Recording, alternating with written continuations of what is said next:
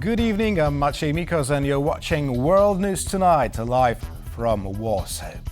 The best way to keep the Americans engaged in NATO is Europe stepping up. That's the message from the Norwegian Defense Minister on the future of transatlantic cooperation within NATO, speaking exclusively to TVP World.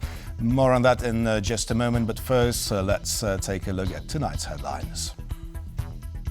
Russia launches another barrage of deadly attacks on Ukrainian civilians. Europe backs Trump's Gaza peace plan proposal. And Polish police detain Ukrainians suspected in Nord Stream 2 sabotage. Russian attacks in Ukraine killed at least 10 and wounded dozens last night. Russia escalates its terror campaign amid the ongoing discussion about the support Kyiv can expect from the US. And so joining me now from the Ukrainian capital is our correspondent, Alex Kadia. Good evening, Alex. Was Kyiv targeted this time as well? And what might Ukraine hope its allies will do to help it properly respond to the Russian attacks? Well, good evening.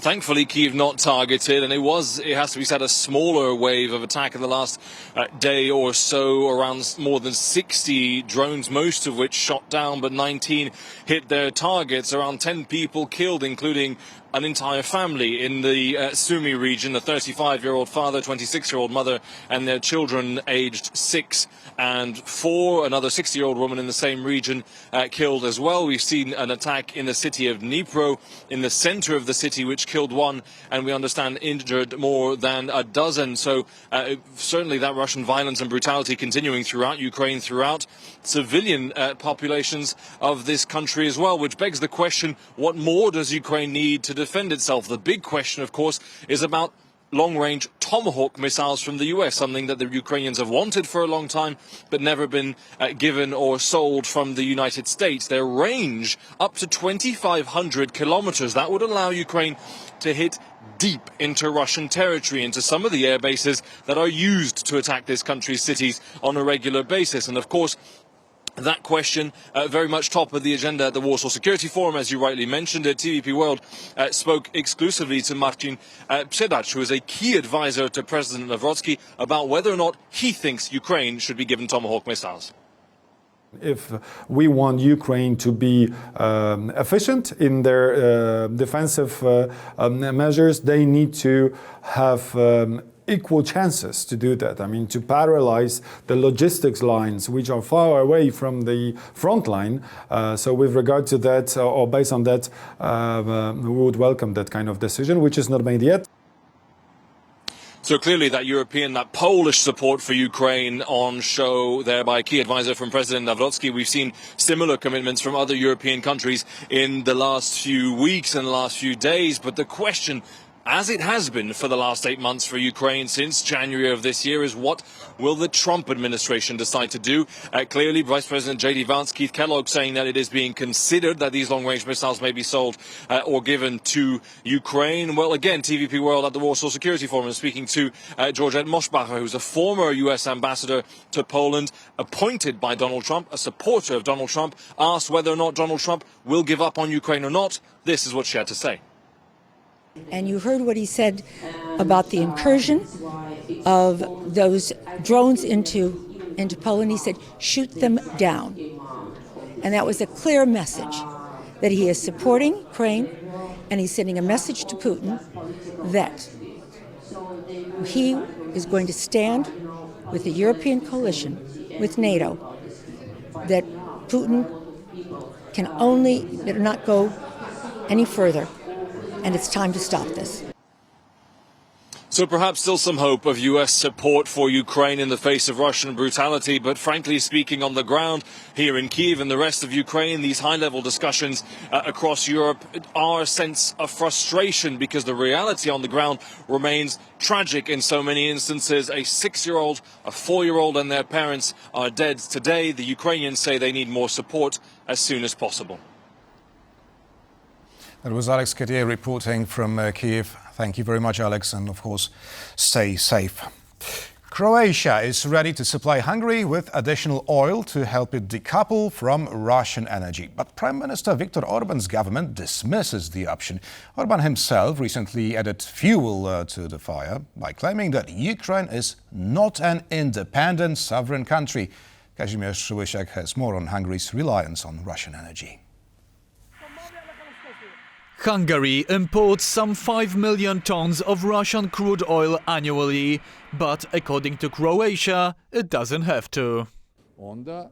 I see no reason why, if there is an alternative route, and that route is the most logical and the closest from the Adriatic coast to the Hungarian border, Hungary should not use it. Of course, the point is the price. Russia indeed sells its oil to Hungary and Slovakia at a discount, and it flows through the Druzhba pipeline across Ukraine. Croatia says it can supply all of Hungary's annual needs through its Adria pipeline, also known as JANAF. Last year, according to public data, Hungary consumed somewhere over 11.7 million tons of oil. As far as we are concerned, the tested capacities of JANAF can transport all the oil they need without any problems. That's Croatia's response to Hungarian officials, who claim the Adriatic pipeline is incapable of meeting the country's demand, with some accusations on top of it.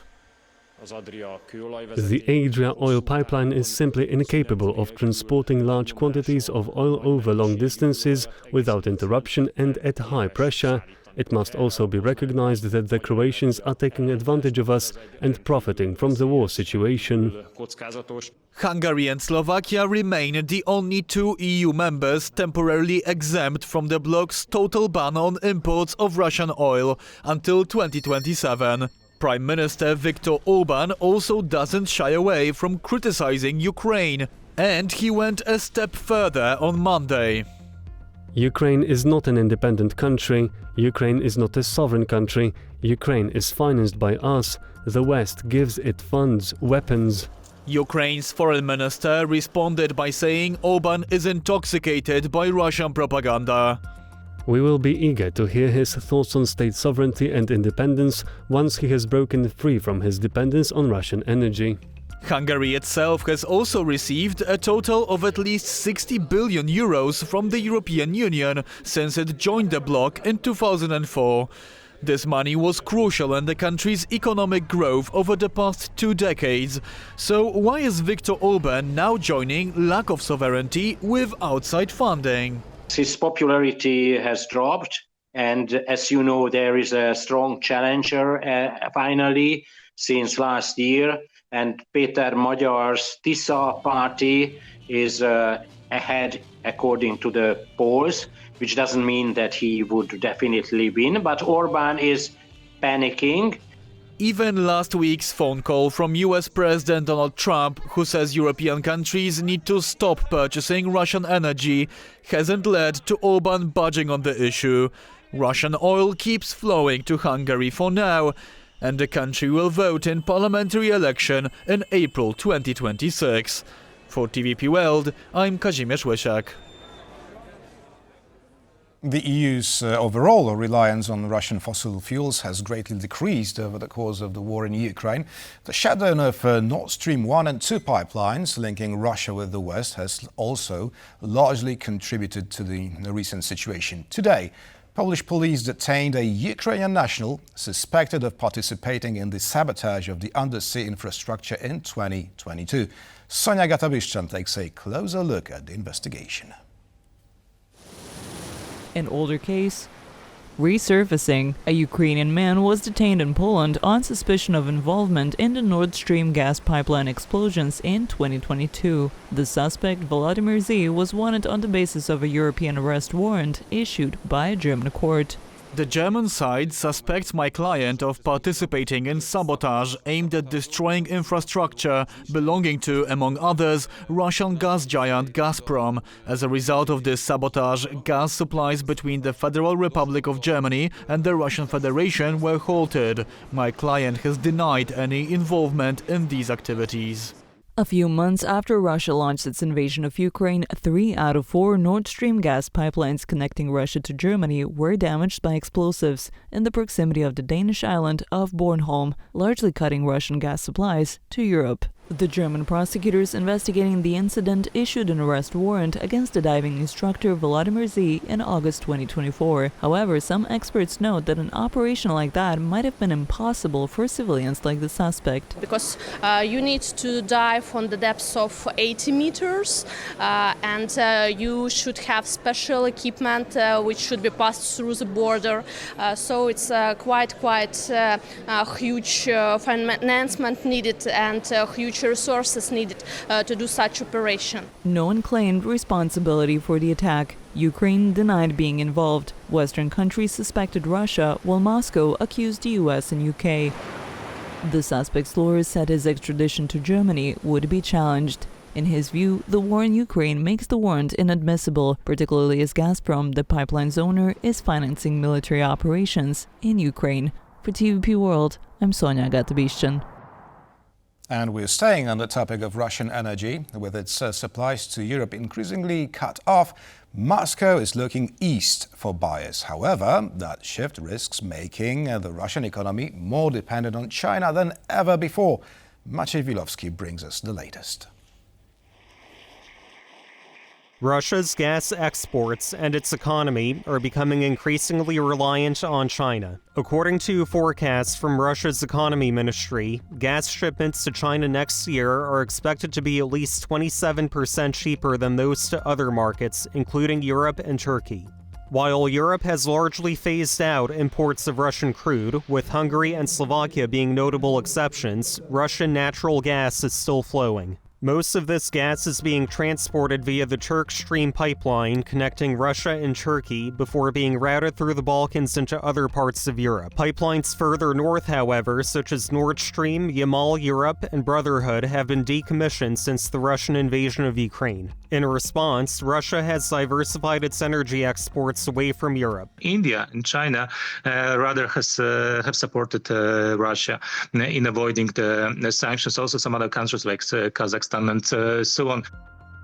Earlier this month, Russia and China signed a deal greenlighting the construction of the Power of Siberia 2 gas pipeline, which could transport up to 50 billion cubic meters of gas annually from Russia's far north.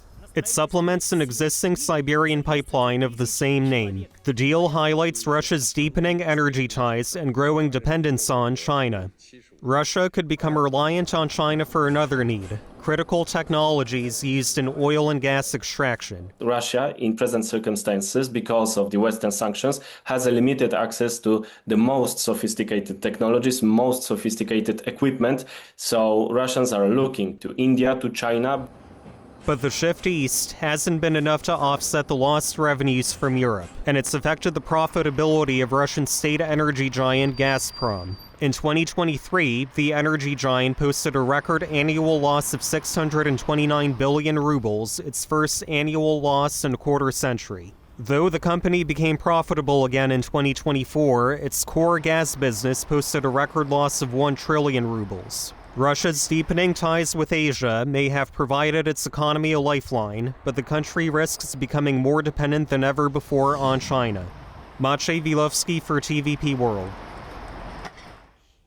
Europe is strongly backing Donald Trump's peace plan for Gaza. It calls for Hamas to lay down arms and release the remaining hostages. In return, Tel Aviv has promised to withdraw its forces from the Palestinian territory. However, the proposal has a deadline. Aisha Bache reports. A US-backed 20-point proposal to end nearly 2 years of war in Gaza was unveiled during Israeli Prime Minister Benjamin Netanyahu's Monday visit to the White House. The Arab countries are signed up, the Muslim countries are all signed up, Israel's all signed up. We're just waiting for Hamas, and Hamas is either going to be doing it or not, and if it's not, it's going to be a very sad end. A plan that Washington says requires, among other points, an immediate ceasefire, the return of all hostages within 72 hours, staged Israeli withdrawal, Hamas disarmament, and an internationally supervised transitional authority. European leaders have praised the initiative and urged Hamas to seize the moment. We welcome the peace plan for Gaza that President Trump presented yesterday. The fact that Israel supports this plan is significant progress. Now Hamas has to agree and clear the path to peace. I welcome the new US initiative to bring peace to the Middle East. I strongly support efforts to end the fighting, release every hostage. In Brussels, European Commission President Ursula von der Leyen said the EU welcomes the plan and stands ready to help implement humanitarian relief, with her words echoed by her colleagues. The US and Israel stressed that the clock is ticking. The White House ties hostage release to a 72-hour window once Israel accepts, or... If Hamas rejects your plan, Mr. President, or if they supposedly accept it and then basically do everything to counter it, then Israel will finish the job by itself. I have a feeling that we're going to have a positive answer, but if not, as you know, Bibi, you'd have our full backing to do what you would have to do. Hamas, which triggered the war with its October 7, 2023 attack on Israel, still holds 48 hostages, 20 of them alive, according to Israel. And diplomats from Qatar and Egypt overseeing talks with Hamas say they have delivered the plan to Hamas and are pressing for a quick and responsible review. For now, families of hostages and aid agencies are pleading for action. U.S. President Donald Trump says the next 3 to 4 days could decide whether this is a turning point or another chapter in the war. For TVP World, I'm Aisha Badja. She was Winston Churchill's favorite spy, a Polish aristocrat and one of the most daring agents in Britain's Special Operations Executive during World War II. Now, years after her tragic death, the story of Krystyna Skarbek is being told anew. As The Partisan is coming to theatres across the UK, TVP World's Klaudia Czerwińska attended the official premiere and joins us live from London. Good evening, Klaudia. So what's the true significance of the incredible story of Krystyna Skarbek? I mean, Maciej, to put things simply, Krystyna Skarbek's life is a script ready to be made into a movie. I mean, this was a woman that literally had it all. She came, as you mentioned, from an aristocratic family. She spoke multiple languages. She was educated. She was fierce. She was daring. And even, as you mentioned, she was Winston Churchill's favorite spy. But not only, she also provided inspiration for Ian Fleming's James Bond. And so today we are celebrating her legacy by attending the premiere of The Partisan, a movie that is bringing her character into light again after years of oblivion, after years of Krystyna Skarbek's history not being presented to the wider public. Now it is the time for everyone to finally learn, to finally see. We also managed to speak to multiple people here at the premiere, and one of them was actually Marjorie Skarbek. She is the wife of the first cousin of Krystyna Skarbek, a man who was responsible for identifying Krystyna Skarbek's body after her brutal murder here in London. So let's hear what she had to say about the premiere. The reason I'm here is to celebrate the fact that at last we are going to see the story of Krystyna, because it is truly the most incredible story.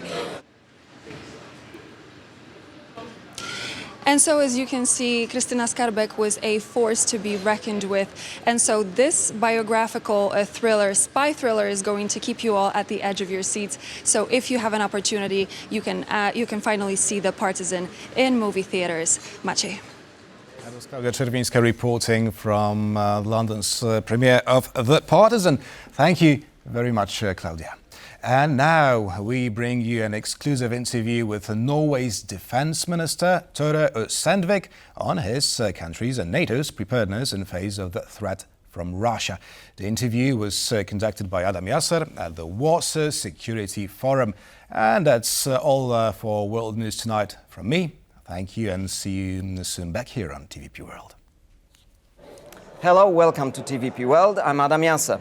Our guest is Tore Sandvik, Defense Minister of Norway. Minister, thank you very much for joining us. Thank you for having me here. So there has been a lot of talk about the Baltic Sea security in light of the recent events, but there have been some security issues around Norway as well. And this is what I wanted to ask you, because obviously your priority is the other route, sea route, namely the northern route. And we've seen in the past some Russian activity there. So what is your response to this? You know, Norway is NATO's ears and eyes in the north. Mainly what we are doing 24/7 year around, together with our close allies, especially the US and UK. We're watching after the capacities on the Kola Peninsula, where the Russians have their northern fleet. And despite Putin is losing a lot on the battleground in Ukraine, the northern fleet is intact and developing. And he has his strategic submarines, which can carry nuclear warheads, threatening both Los Angeles, Chicago, New York, but also London and allies on the continent if they can get out in the Northern Sea where it's 3,000 meters deep. And then he has his multi-role submarines, which can attack transportation lines of the Atlantic. So we are watching after that for the alliance, to protect the alliance. So Norway's Arctic strategy is about protecting the alliance by following closely what Putin is doing at the Kola Peninsula. But we've seen an increase in, let's say, Russian provocations or testing the boundaries of NATO's response. Have you noticed similar incidents in the Arctic? No, not so much. We see that it's a lot of activity on the Russian side because he's still developing the submarine fleet and the northern fleet, and they're testing hypersonic weapons unlikely up in the north. Like every week? Regularly, I would say. So that's still ongoing, and we're watching after that. But still, it's more tense in the north. We have an ambition to have high north, low tension, but the tension is higher. But then again, we also respond to that because we have allied activity is increasing. We have more exercises together with the allied partners. For the third year in a row, the Americans are visiting Norway with a carrier group. Yes, I heard that they are training with your troops, and they find out that it's not so easy in the Arctic. No, we have to. We can learn most of our allies how to deal with biting cold up in the Arctic, because it's a different way to fight when you are in those climate areas. Even Navy SEALs have a problem with that. Yeah, I guess our Marines are pretty tough. But then again, being in an alliance where we can learn from each other, it's a huge part of the deterrence, because we show the Russians that we are exercising together. We're exercising together with our fifth generation capacities, both the Poseidon 8. What does it mean, fifth generation capacities? It's like the F-35s, which is Poland is now acquiring as well. The fighter jets F-35, the Poseidon 8 surveillance flights, and it's connected with space, it's connected with frigates, with submarines, with sensors. So we can operate multi-domain simultaneously, also with the land forces. The challenge for Norway and for other NATO allies is that Russia is doing these provocations in a way which are just below the threshold. So yeah, there are two questions there. Yeah. First of all, how do you respond to these plausible deniability incidents, such as ships cruising along your coast and testing undersea cables and all of that? How can you respond to that? First of all, we're monitoring it closely. We are aware and we are prepared. And then again, I will say we're meeting it the same way as Secretary General Mark Rutte said it, with calm determination. We are very clear where the borders are, when they are violating Norwegian airspace, as we have had some incidents about. We use our intelligence to find out, is this just bad navigation? Are they reckless behavior? Yes, of course it is. So we're sending clear messages that you have to have more security margins because it's dangerous, and we don't want to fight a war based on misunderstandings or bad navigation. So we are very clear on that. But we are monitoring this 24/7 closely with our allies, and we also have very clear messages. But the main thing is the problem is that below the threshold of Article 5 and war is cyber attacks continuously, not only from Russia, but from also other adversaries. I think we Other all... adversaries? Are you talking China by any chance? Yeah, we can track that to different kind of states. But then again, we just have to build resilience in our own societies. And how concerned are you? For example, there was recently a trial voyage of a Chinese commercial ship going the northern route. And we know that both Russia and China think very seriously about opening that route. Is that of concern to you?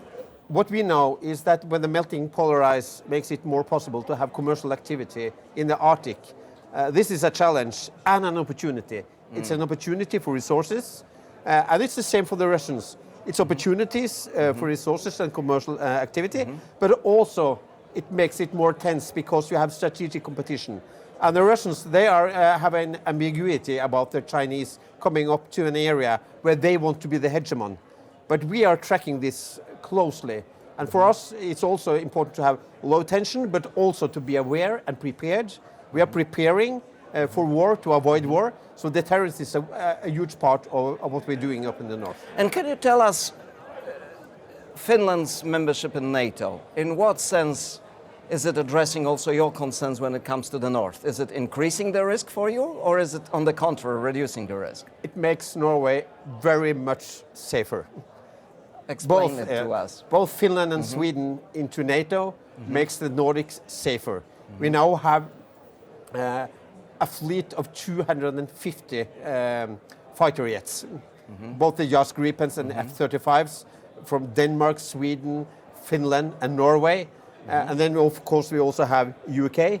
So with Finland and the land forces and what they can teach us and we can teach them, with Sweden with the technological competence and the land forces and also the security of the Baltic Sea, makes Norway very much stronger in NATO with Finland and Sweden. So how much have you actually done to integrate, I don't know, command and control and decision-making process within that alliance within the alliance, if you will? It's in the making because they just became members. So we have to do it. It's a cultural issue because for many years we couldn't have exercises closely together. We couldn't use the areas of land together. So it's in the making. But we are integrating and we are buying the same weapon systems.